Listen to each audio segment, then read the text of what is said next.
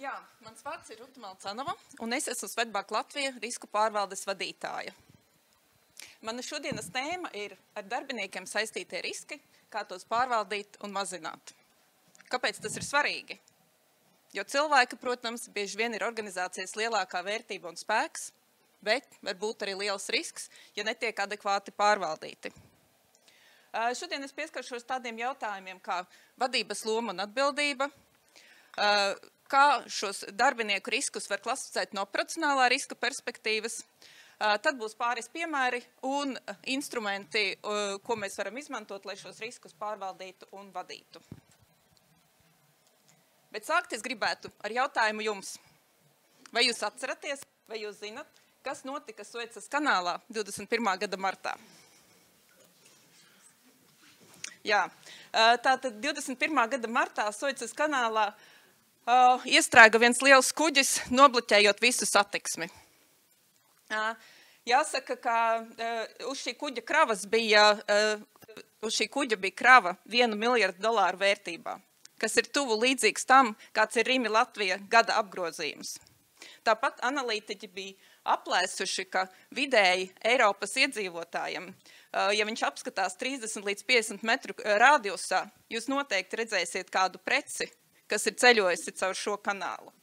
Datori, pildspalvas, telefoni, rotaļlietas, mēbeles, respektīvi tā ietekme no šī incidenta bija ļoti liela. Jā, un tad, kas tad īsti notika? Tātad 21. gada martā kuģošanas laika apstākļi nebija īpaši labvēlīgi, un arī jāatzīmē, ka arī labos laika apstākļos šī kanāla šķērsošana ir diezgan sarežģīta. Bet kapteinis pieņēma lēmumu turpināt ceļu. Droši vien, ka viņam arī bija komerciālais spiediens, jo galu galā dīkstāves ir dārgas. Nozarē ir ļoti liela konkurence. Ja nebrauks viens, cits uzņemsies lielāku risku un šo ceļu turpinās. Tāpat izbraukt šo ceļu palīdz vietējie loči vai piloti, kas ierodās uz kuģa un palīdz kuģim izmanevrēt. Tā tas notika arī šoreiz. 2 loči ieradās uz kuģa un strīdoties savā starpā komandai svešā valodā deva rīkojumus. Pagriezt kuģi uz vienu pusi, tad strauji pagriezt kuģi uz otru pusi. Protams, kuģis liels, smags, viņš zaudēja manevrēšanas iespējas, sagriezās pa daudz, vējš un kuģis iestrēga. Incidenta analīze secināja, ka, protams, galvenais iemesls bija šie nelabvēlīgie laika apstākļi. Bet tika atzīmēts arī šī komunikācijas problēma un tas, ka gan loči, gan komanda runāja ne savā dzimtajā valodā un arī nebija vienprātība par to, ko darīt. Un arī tas, cik svarīgi ir apmācīt darbiniekus un apmācīt darbiniekus arī rīkoties krīzes situācijās, izspēlējot dažādus krīzes scenārijus. Un es domāju, un tad jautājums jums nākošais, kā jūs domājat, kurš tad bija lielākais atbildētājs? Loči, kuģa kapteinis vai kuģa īpašnieks? Ir versijas? Arī apdrošinātāji, jā, protams, bet arī, protams, kuģa īpašniekiem nācās sekt zināmas kompensācijas un izdevumus. Tāpēc, jā, man tā liekas, ka vadības atbildība un loma ir ļoti liela, gan par to, lai darbinieki būtu zinoši, gan par to, lai viņi zinātu, kā rīkoties krīzes situācijas, un par to, lai viņi spētu pieņemt izsvērtus lēmumus un kādreiz arī neuzņemties pārmērīgu risku. Ko tad tas īsti nozīmē? Vispirms jau mēs varam runāt par iekšējo kontroles sistēmu. Iekšējā kontroles sistēma ir visnotaļ ietilpīgs jēdziens, kas ietver sevi gan risku vadību, gan kontroles, gan arī vispārējos uzņēmuma pārvaldības principus. Efektīva iekšējā kontroles sistēma palīdzēs jums pārvaldīt ne tikai biznesa riskus, bet arī darbinieka riskus. Piemēram, kontroles. 4 acu princips. Jūs mazināsiet gan darbinieku iespējamās kļūdas, gan dažreiz arī kādu ļaunprātību. Vai arī lemšanas mandāti un limiti, individuālie, koleģiālie. Jūs pārvaldīsiet labāk riskus, minimizēsiet pārmērīgu risku uzņemšanos un kādreiz varbūt arī minimizēsiet kādu ļaunprātību vai pārāk lielu individuālu ambīciju. vadības atskaites, efektīvi var, piemēram, identificēt pārāk lielu darbinieku mainību vai rotāciju, vai arī pilnīgi noteikti finanšu naudas plūsmas kontroli, kas atkal minimizē to pašu ļaunprātības risku. Ētikas kodeks atrunās darbības standartus un principus, arī atrunās interešu konfliktu un kā mēs ar to, kā mēs rekomendējam cilvēkiem rīkoties situācijās, kad ir šis interešu konflikts. Bet, protams, ļoti svarīga ir šī iekšējā kultūra, risku kultūra, un vispirms jau, kā iepriekšējais runātājs minēja, ka arī vadībai ir jārāda šis piemērs. Viņa vadībai ir jāveicina tas, ka cilvēki zina iekšējos noteikumus, un, protams, ka šiem noteikumiem ir jātiecās uz visiem, gan uz vadītājiem, gan uz darbiniekiem. Triviāls piemērs, ja mēs gribam, lai darbinieki nāktu uz ofisu, kas jādara vadībai, arī jābūt ofisā. Vai tāpat nedrīkst būt situācija sliktais piemērs, kad, piemēram, augstākā vadība saka kredītkomiteja, kādus lēmumus viņiem būtu jāpieņem. Tad pozitīvais piemērs atkal varētu būt, ka tiek ievēroti un respektēti iekšējās kontroles vai audita rekomendācijas un ieteikumi. Tāpat vēl viens ļoti svarīgs elements ir iekšējā komunikācija un dialogs. Cilvēkiem jābūt iespējai izteikt savu viedokli, viņiem jābūt iespējai izteikt kritiku arī par augstāk stāvošu vadību vai vadības projektiem. Un otrs aspekts ir, ka cilvēki nedrīkst baidīties atzīt kļūdas, jo tikai tādā veidā mēs spēsim ātrāk identificēt kādu problēmu un arī varēsim atrast sistēmisku risinājumu šīs kļūdas novēršanai. Jā, tad apkopojot šo slaidu, es teiktu, jā, vadība ir atbildīga par efektīvu riska kultūru, kas nozīmē to, ka darbinieki ir zinoši un motivēti ievērot iekšējos noteikumus. Viņi spēja pieņemt izsvērtus lēmumus, viņi zina, kā darboties krīzes situācijās, un arī līdz šim vēl nepieminēju, vadība ir atbildīga par to, lai organizācijā būtu pietiekoši resursi gan biznesa mērķu sasniegšanai, gan uzraudzības un kontroles funkcijas veikšanai. Tad nedaudz par darbinieku risku, šoreiz vairāk no operacionālā riska perspektīvas. Protams, šeit varētu likt klāt arī HR, talantu vadība, labbūtība un tā tālāk, bet šoreiz no operacionālā riska perspektīvas. Viens no tādiem klasiskiem pamatklasifikācija, tā varētu teikt, kompetences risks, nepareiza rīcība, darba spēks, kļūdu risks, iekšējā krāpniecība, mērķu un atalgojuma modeļu risks. Ko mēs ar to saprotam?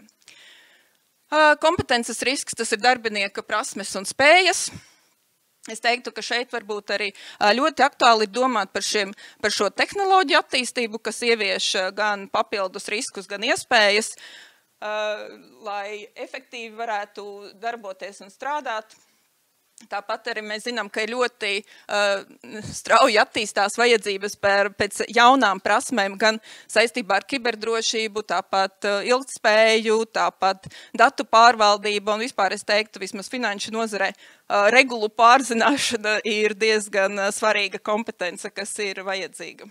Nepareiza rīcība, kad noteikumi netiek ievēroti vai tiek ievēroti kļūdaini, darba spēka risks, ka mums nav pietiekoši resursi darba uzdevuma veikšanai, kļūdu risks, cilvēcīgi nejaušības pēc vai nezināšanas pēc, iekšējā krāpniecība, respektīvi ļaunprātība, mērķu un atalgojuma modeļu risks. Te mēs runājam par to, ka ir nesakrītība vai konflikts starp mērķiem un to, kāda ir atalgojuma sistēma. Viens piemērs būtu zema riska uzstādījums un ļoti agresīva bonusu sistēma. Tas droši vien kaut kāds iekšējais konflikts tur pastāv. Un darba attiecība regulējums, tas ir risks, ka netiek ievēroti kādi iekšējie vai ārējie likumdošanas regulējumi. Protams, šīs klasifikācijas var būt ļoti dažādas. Es arī pamanīju, gatavoties šai prezentācijai, vienu visnotaļ interesantu tādu ārējo konsultantu pētījumu, kur bija saklasificēti 25 dažādi people riski un bija apkopoti kategorijās par reģioniem, Eiropā, ASV, Āzija un tā tālāk. Un viņu klasifikācijā top risks pasaulē bija vēl nedaudz no citas perspektīvas, bija darba samaksas pieauguma risks, kas Eiropā bija kā otrais novērtēts, un Eiropā pirmais bija darba spēka pieejamība. Kas bija vēl interesanti, ka šajā klasifikācijā kompetences risks, ko es tomēr liku šeit kā pirmo, kompetences risks atsevišķi neparādījās, bet parādījās caur šo kiberdrošības vai kompetences perspektīvu, kas Eiropā bija novērtēts kā 8. Vienlaicīgi vēl viens interesants novērojums bija, ka tehnoloģiskās prasmes vai risks, ka nav pietiekošas tehnoloģiskās prasmes, Eiropā neparādījās top 10 sarakstā vispār, kur tas bija ASV, bija 6. Man būtu jāapskatās Spikerī, un kaut kur bija 4. globāli. Respektīvi, ka varbūt Dragi kungam bija taisnība, ka Eiropa vairāk domā par regulām nekā par fintekiem. Labi, ejam tālāk. 3 piemēri, kas ir reāli, bet ne tikai no Latvijas. Vispirms par darbinieku risku uzķerties uz vishingu vai tā saucamiem telefonu krāpniekiem.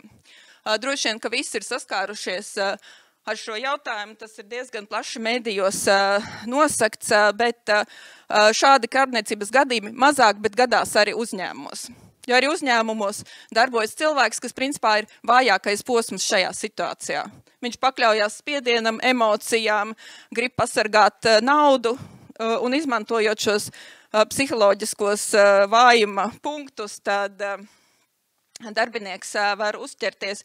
Un ja viņam ir ļoti plašas pilnvaras un nav pietiekošas kontroles, tad arī uzņēmuma līdzekļi var tikt pazaudēti. Un tad es teiktu, ka tā vadības atbildība ir gan pilnvaru apjomu, par darbinieku izglītošanu, par kaut kādām papildus kontrolēm, lai tas tik vienkārši nevarētu notikt. Otrs piemērs ir par iekšējā uzņēmuma krāpniecību. Un šeit es varētu atsaukties arī pagājušajā gadā presē diezgan plaši atspoguļotu gadījumu, kas gan vairāk ir saistīts ar Lietuvas biznesu, kur viens investīciju fonds partneris piesavinājās miljonus, jo arī nebija pietiekošā kontrole, gan finanšu naudas plūsmas kontrole, gan visticamāk arī pietiekoši pareiza pārvaldība. Tur gan tiek atzīmēti arī viltoti dokumenti, kā tas tika izdarīts. Bet arī šeit vadības atbildība ir pietiekoši liela, gan par kontroli, gan par pilnvarām. Un trešais piemērs par cilvēciskajām kļūdām. Šeit man uzreiz nāca prātā viens piemērs no globālās pieredzes, ja tā var teikt, un no Citibankas, kura atzina, ka viens bankas darbinieks bija kreditējis klienta kontu par triljoniem. Kaut gan maksājums bija zem $300. Un tas notika tikai tāpēc, ka šajā sistēmā, kur bija jāievada šī summa, defaultā bija 15 nulles. Un šīs nulles nebija izdzēstas. Protams, darījums nefinalizējās, tur nebija zaudējumi, jo tā summa bija pārāk liela, lai tas paliktu nepamanīts, bet tomēr, ja. Un šeit arī mēs runājam gan par, un kas vēl interesanti, 4 acu princips, kas šeit bija, viņš nenostrādāja. Ja? Tāpēc varbūt šeit es gribētu atzīmēt tieši tās tehnoloģiskās iespējas, ka jums tomēr ir iespējas kaut kā palīdzēt cilvēkam, kaut vai caur šriftiem, komatiem starp nulēm, vēl tas, protams, ļoti, ļoti palīdz mazināt šo risku.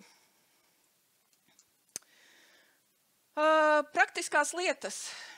Efektīva tehnoloģija izmantošana. Jau nedaudz pieskāros, protams, visi roboti, modeļi, tas viss mums palīdz mazināt cilvēcisko risku, subjektivitāti, kļūdas. Manuprāt, tā, protams, ir ļoti perspektīva lieta. Pieejas tiesību kontrole. Kādreiz mazāk ir vairāk.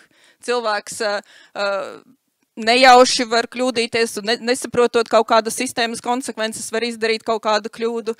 Vai ziņkārība, jebkas, principā, un arī kiberdrošība, es teiktu, ir zem šī punkta, kādā veidā mēs varam mazināt savus riskus. Tālāk testi. Jau arī pirmais runātājs minēja, mums var būt kaut kādi pārbaudas testi, kur mēs pārbaudam, kā darbinieki reaģē uz kaut kādu ziņu un vai nospiež ārējos linkus. Tad tie paši slepenie pircēji, tur mēs arī varam, protams, gan novērtēt mūsu produktu vai salīdzināt ar konkurentiem, bet varam arī skatīties, kāda ir darbinieku kompetence un tā tālāk. Ekstrēma rezultātu analīze, protams, gan par biznesa rezultātiem attiecībā uz darbiniekiem. Tam var pievērst uzmanību un skatīties un jāsaprot, kas ir galvenie iemesli. Darījuma un kontu verifikācija, tas ir arī par finanšu kontroli. Mācību nodrošināšana.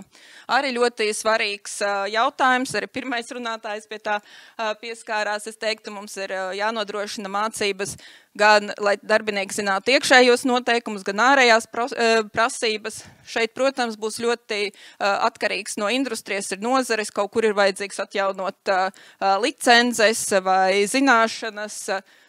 Tad tur ir ļoti jāizvērtē, bet, protams, tam ir jābūt efektīvi, jāsaprot, kas ir obligātās mācības, kas ir varbūt zināšana uzturēšana, bet par to noteikti arī vadībai ir jādomā.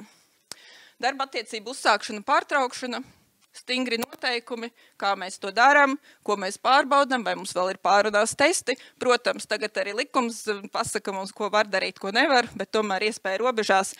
Tad izvērtējam, kas ir tās lietas, un arī pie darba attiecību pārtraukšanai, kā tiek nodotas lietas, kā tiek pārtrauktas pieejas tiesības, to visu var pārdomāt un stingri reglamentēt. Tas arī, protams, minimizēs darbinieku risku. Amata aprakstu, arī šeit droši vien visi redzējuši, ka ir sarakstītas gan kompetenci prasības, pieredzes prasības, izglītība un arī pamatpienākumi, kas ir jādara. Atslēgas cilvēku apzināšana, tas palīdzēs mums saprast par aizvietojamību un arī bieži vien par kaut kādām rīcībām krīzes apstākļos, kas arī var minimizēt šos riskus. Atalgojuma princips, mērķa ambīcija jau pieminēju, atvaļinājuma politika, atpūties darbinieks ir laimīgs darbinieks, viņš mazāk kļūdīsies, tāpat mēs arī ievērosim likumdošanas prasības. Tāpat cilvēks, kas baidās iet atvaļinājumā un negrib zaudēt kontroli pat uz 2 nedēļām, visticamāk, nevis ticamāk, bet var būt gadījumi, ka tas arī liecina par kaut kādām problēmām. Pienākumu sadale, pilnvaras, 4 acu princips, koleģiālie lemšani. Es teiktu, tas arī ir tāds efektīvi pārvaldības principi, ko mēs varam izmantot, lai minimizētu darbinieku risku. Un trauksmes cēlāja sūdzība analīze. Arī šeit tāpat kā pie slepeniem pircējiem, mēs varam skatīties, vai tur ir kādas kompetenci problēmas, attieksmes problēmas, un šos datus analizēt un ar tiem kaut ko darīt. Tātad, kāds ir iegums no risku pārvaldības? Efektīvāka darbība, mazāki operacionālā riska zaudējumi, novērsti vai mazāki atbilstības un reputācijas riski, ātra reaģēšana krīžu un incidentu brīžos un ārējo un iekšējo prasību izpilde. Ar šo es noslēdzu savu stāstu. Paldies!